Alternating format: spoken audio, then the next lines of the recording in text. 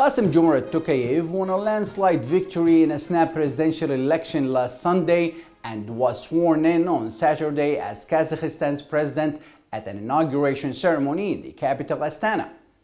Tokayev was re-elected for a second consecutive term in a snap election he called for in September. The outcome came as no surprise, as Tokayev's 5 opponents were virtually unknown and none of them scored double digits. Tokayev emerged from this election stronger with claims of renewed legitimacy. So why does the US cares about what happens in Kazakhstan? And why is the Central Asian country so important to US strategic interests? We're not talking about an established democracy. We're talking about a post-Soviet state that's only 31 years old and is just started on the path of transition. The transition started 3 years ago, and it didn't finish, in terms of President Nazarbayev being completely, having stepped down. That happened this year, after the unrest. The next 7 years are going to be very, very crucial and critical for the political economic development of the largest country in Central Asia.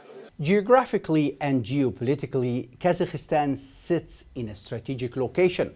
The largest Central Asian country shares the longest continuous border in the world with its northern neighbor, Russia, and also has borders with China. The US has a clear interest in counterterrorism in the region, given the fall of Afghanistan to the Taliban last year.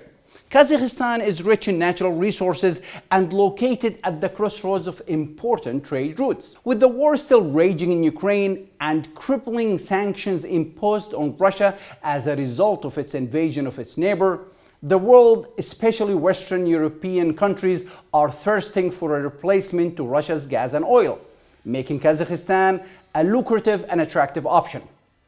That has increased the country's stocks regionally and internationally.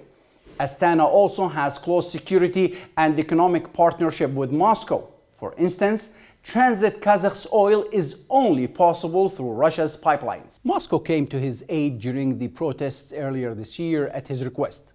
But some say Tokayev has turned on Putin when he took more of a neutral position on the war in Ukraine, refusing to recognize annexed Ukrainian territory, and his government continued to sell arms to Ukraine until this past August.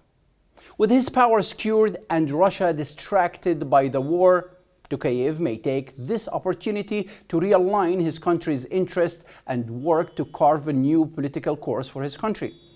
He has been shifting closer towards China and Turkey. Russia and Kazakhstan are strategic partners, and they have their relationship in view of strategic partnership that is in long term, because they have different strategies and different united companies in different frameworks. For example, international organizations, regional organizations. Most of all, these countries are friends in a way of their interaction in different levels. These elections have bolstered Tokayev's grip on power and solidified his position as the leader of Central Asia's largest country for the next 7 years, at least.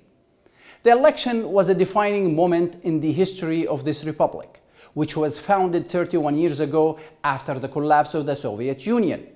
However, the question remains whether the Kazakh people can write a new chapter in their history. In Jerusalem, Mohammed Al-Qasim, reporting for the Media Line.